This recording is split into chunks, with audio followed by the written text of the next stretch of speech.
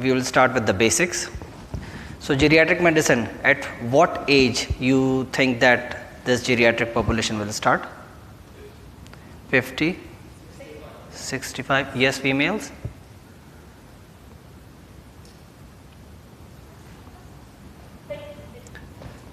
Okay, so we will start, usually they start after 60 or 65.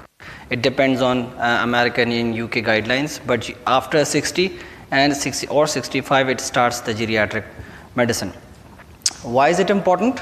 We will see that. Aging of the physiology and aging of the pharmacology. So we will see the geriatric population has different physiology altogether and they have different pharmacology altogether. If you see, geriatric medicine involves patients over 65 and above, and it differs. Yani if you see that the geriatric population has difference in the comprehension of all the problems. If you see here, you see that the geriatric population has multiple illnesses and it's unique of presentation of illnesses. Their presentations are very unique. So you cannot expect a patient, a geriatric patient has pneumonia and he would be presenting to you with fever, cough, shortness of breath. It is not necessarily. A geriatric patient can present to you with altered state of consciousness, irritability, low mood, hopelessness, increased crying. These kind of symptoms a geriatric population can present, and you can expect that this patient may have pneumonia, although he doesn't have any signs relevant to that. And similarly, if all these symptoms they combine together, it will make a syndrome, and that's actually it's going to, and to manage the whole situation as a syndrome, you are going to get benefited with your syndromic approach. Elderly attributes to a lot of symptoms to old age and not disease, and marginal reserves. They just have marginal reserves for their immunity. So you don't have much of that's the reason they are high risk, and that's the reason you can expect more mortality and early mortality in these age groups. So if you see here, if a geriatric patient comes to you, he has diabetes, he may usually have hypertension, may have osteoarthritis, benign prostatic hyperplasia, and cataracts. So if you see that there are lot of specialties involved in it, okay, the geriatric population will go to an ophthalmologist, get his cataract operation done and things like that, BPH to a urologist, osteoarthritis to a rheumatologist, hypertension, diabetes to an endocrinologist or internal medicine or family medicine. But no one is thinking that all of these things can contribute to just one thing, which is fall. And fall is a very detrimental, you can say, event in their lives, and it changes all their mortality, all their thinking, and all their disease patterns, because once the patient has fall, and after the fall the patient becomes bedbound. And when the patient becomes bedbound, now here the problem starts. They started to have multiple urinary problems because of the catheter maybe. They may have secretions accumulation in the chest, and that's why they have these kind of you usually see when you were in your internal medicine wards, lot of elderly populations, they admitted for pneumonia, just to have pneumonia because they were bedbound, and because of multi-system they go into multi-organ failure. So if you do not address the fall before it happens, it's going to create a lot of cascade of events that you may not be able to reverse those situations. So in order to prevent, you need to screen them, you need to ask such questions which can give you a clue that this patient is at high risk of fall. Let's see the changes.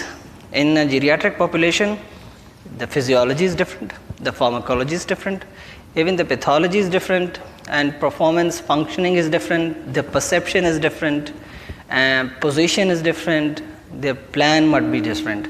So everything has a unique approach. When you are approaching a geriatric population, you should approach uniquely to that population, to certain specific things that we are going to learn. If you see here, history and presenting complaint in geriatrics, birth, childhood at times in history, reduction, functional history is extremely important, and corroboration essential at times, and detailed drug history. So there are certain components that you need to focus on. The functional history. How are you going to take the functional history? We will see later on.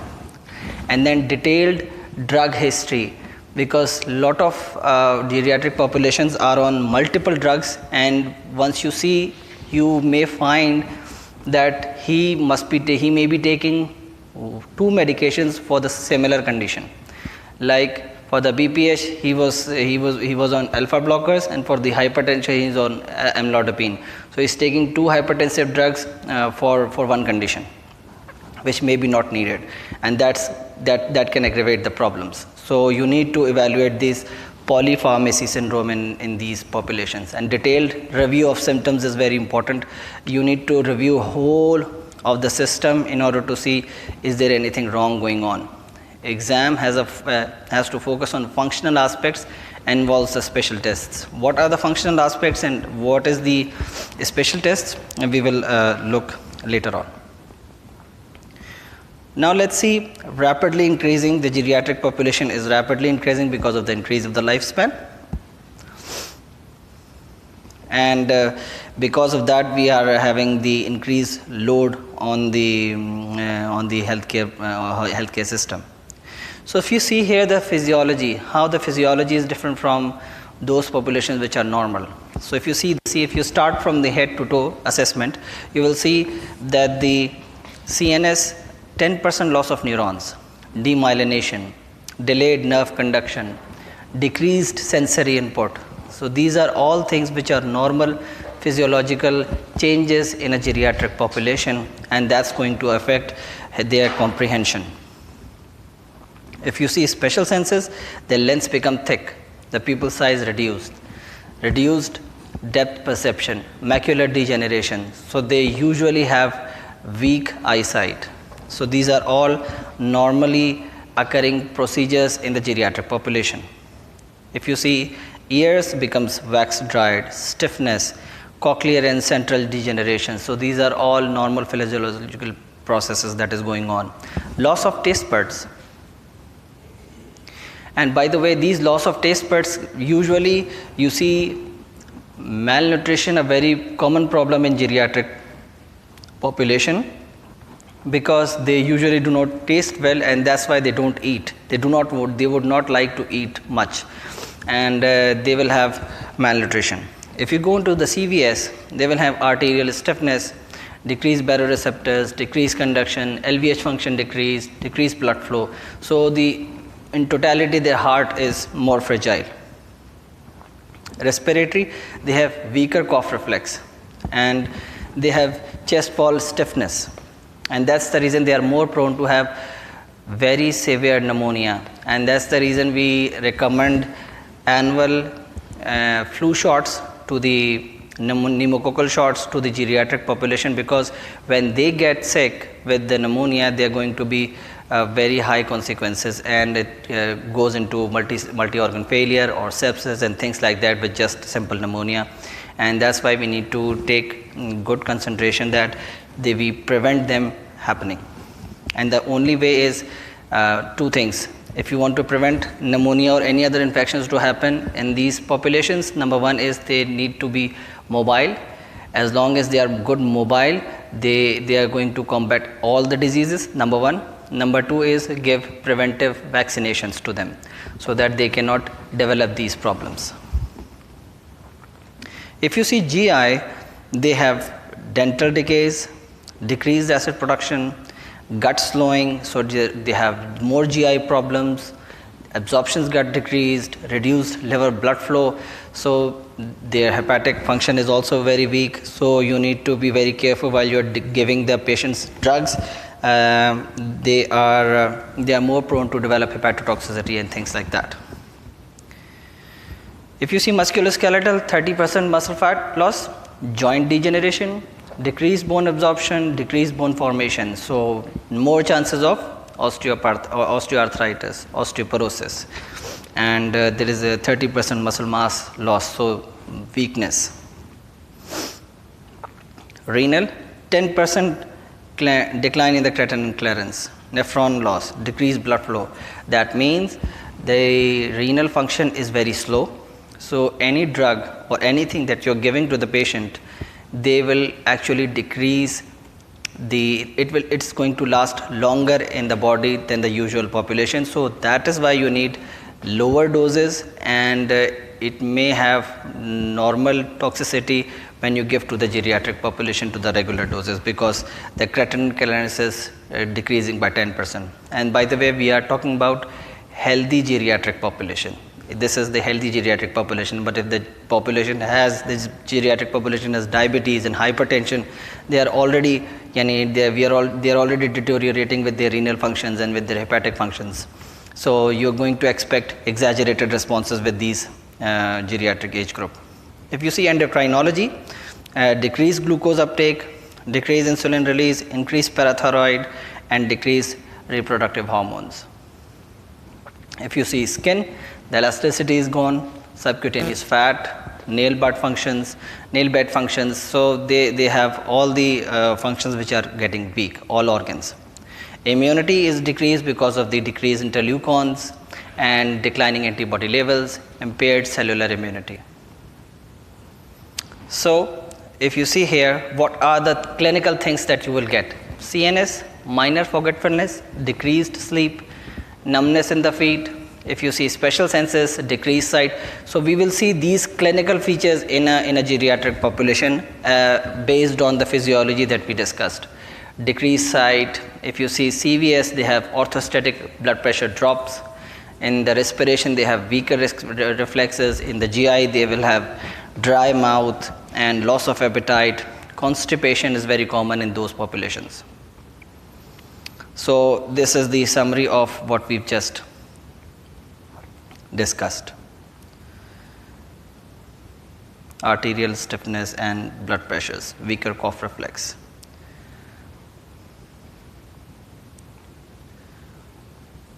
So it's actually the clinical manifestations of all the physiologies that we just discussed, because in the end what you guys are required to correlate their symptomatology with the physiology.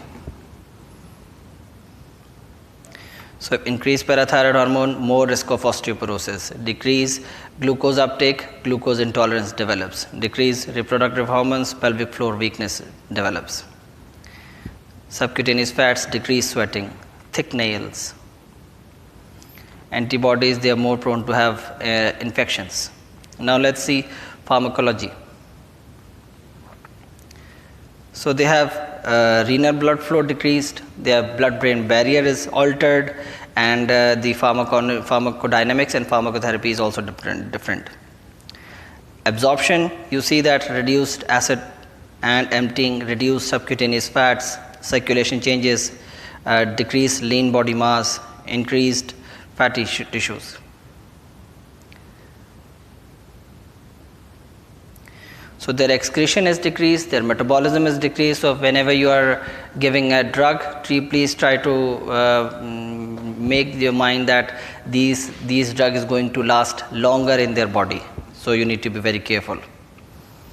The other thing that is very important is polypharmacy. So you need to be very aware of the term polypharmacy. Polypharmacy is the patient is taking multiple drugs, and you need to assess what is the benefit and what is the side effects, and eliminate unnecessary drugs into the drug list so that they don't have any toxic side effects, they don't have any unwanted interactions.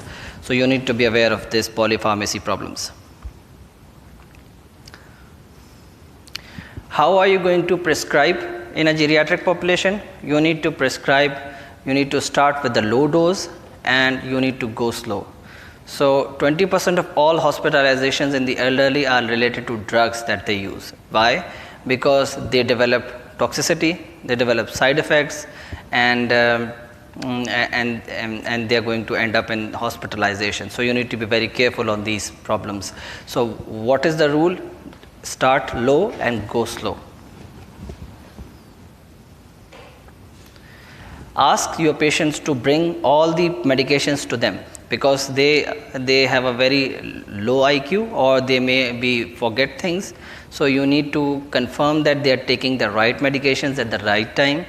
And usually these kind of population, they don't remember the name of the drugs, they usually remember the colors, and colors may be different for you and for him, so, or for her. So you need to ask the patients all to take all the medications, number one. Number two is any anti drugs, anticonvulsants, anticholinergics, antidepressants, antihistamines, antipsychotics.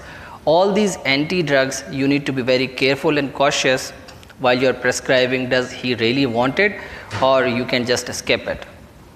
Benzodiazepines, if the patient is taking any sleeping pills, you need to eliminate these things, because it's going to increase the risk of fall. And all these anti-drugs, these drugs are going to increase the side effects on the geriatric population. So pharmacodynamics is different. There are greater CNS effects, increased nephro and hepatotoxicity. We discussed that. So there is a case. Yes, can anyone read the case?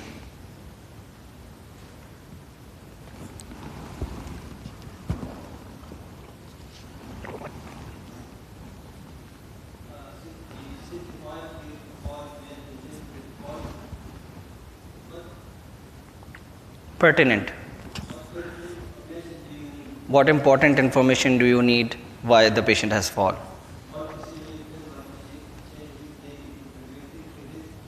To his fall. Okay. And the case continues?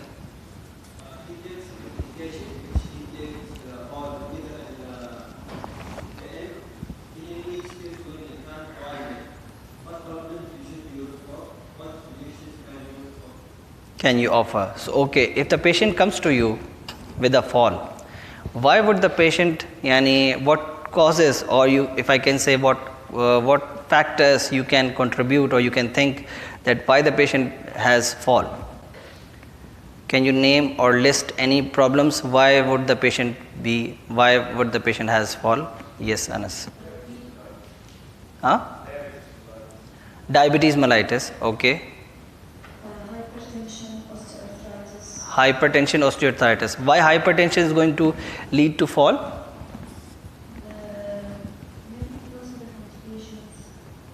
Because of the complications. Okay. Can you speak a little louder? Sorry. MI or stroke. Okay.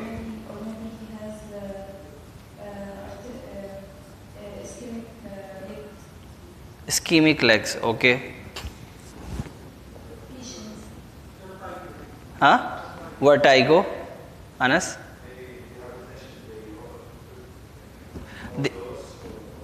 They took more drugs, probably overdose, okay. Yeah, stroke, cataract, okay. How cataract is going to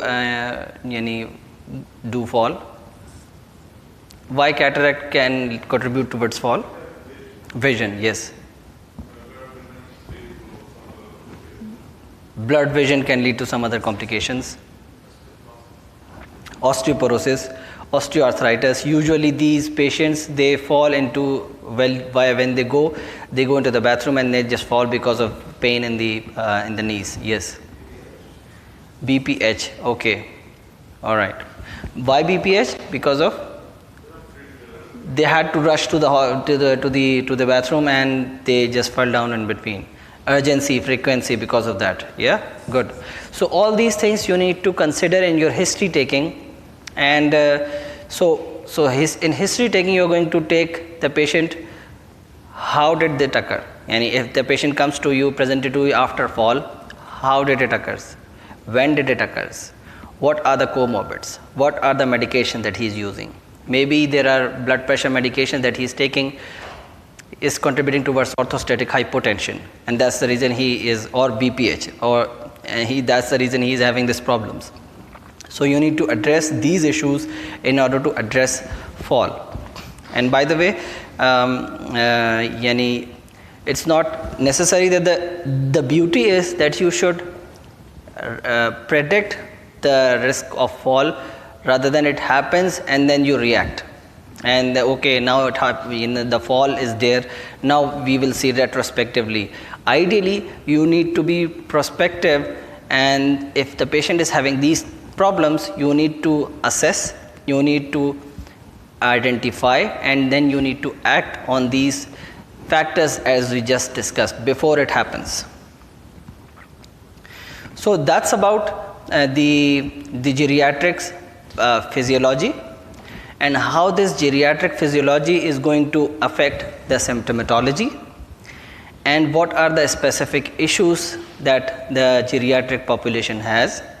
The main thing that we discussed is some, in the sideline we discussed fall and their risk factors, and what are the special problems at in a geriatric population which can occur. So we will see a little deeper into the geriatrics.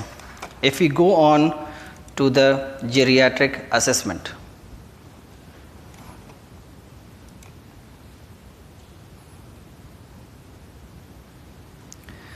So if we see geriatric assessment, I'll go directly to the history taking skills. So we need to gather information apart from presenting complaint, history of presenting complaint. You need to assess the functional aspect, psychological aspect, neurological aspect, social, nutritional status. These are additive history taking areas which you need to include in your history taking. Identify the patients at risk of complications, prevent these complications so that you can improve the outcomes. So now we discuss about tools that you require to assess a geriatric population. First category is the functional assessment. Now the mobility you are going to assess. The mobility you are going to assess by ADLs or IADLs. What this means? ADLs means activity of daily living, and IADLs is impaired activity of outside. So inside activities is ADLs. Inside activities include what? Eating, walking, changing the clothes, bathing, combing, soaping, these kind of domestic work that a person can do. This is called ADL. So when a geriatric population comes to you, you need to ask, are you able to perform your daily works routinely on your own, or you need assistance? That can give you an idea that this geriatric population has a good mobility, because if the patient has good mobility, he will have lesser chances of developing any complications and things like that. And then IADLs is the outside activities. If the patient goes to grocery, patient goes to pay bills, and here in our culture, if the patient is going to the mosque and coming to the mosque, so outside activity, going to the outside gatherings in the parks, coming back, driving, so these are outside activities. If the patient is involved in the outside activity or not, culturally it's okay, but if a geriatric population is a male, then culturally going outside to the mosque and coming back and going outside to the batak, things like that, if he is participating in that or not. So this is IADLs. This is going to give you the functional assessment. Now neurological assessment. In the neurological assessment, there is MMSC. MMSC is the mini mental, the whole neurological assessment. It's an extensive tool, but here in family medicines or geriatrics population, you just need to screen it. So you will screen it with Mini-Cog. Mini-Cog is a simple test which requires 3 questions, and we will see how. Then you need to assess the nutritional status. What is the status of the teeth, the appetite? Is there any weight changes or not? There is another test for the gait. which is called Get Up and Go test. Psychological assessments, you need to assess for depression and any support, social support, living arrangements, autonomies. So family structure you also need to understand. Is this going to, if the patient is living alone or living with the family, with his son, or there is no one here, or there any caregiver or not. So all these things you need to note in your history so that you can act on it and prevent anything happen.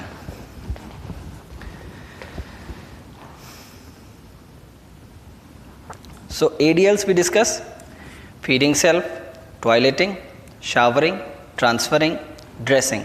So these are all domestic activities. IADLs, activities that allow one to live independently. That means grocery, use of telephone, personal banking, arranging the transports, medications. These are all outside activities. This is called IADLs. So whenever a patient comes to you in your primary health care, your contextual application would be the patient is going to come for a medication refill. He would be having diabetes, hypertension. But your duty would be to screen those population for these things, because the patient is not going to come and give you this detail unless you ask them. If you ask them before, you can prevent anything happening. If you think that okay, ADLs are it's impaired, so that means you need to care, you need to counsel the caregiver that you have to take a good care of these ADLs. The patient has to be mobile. As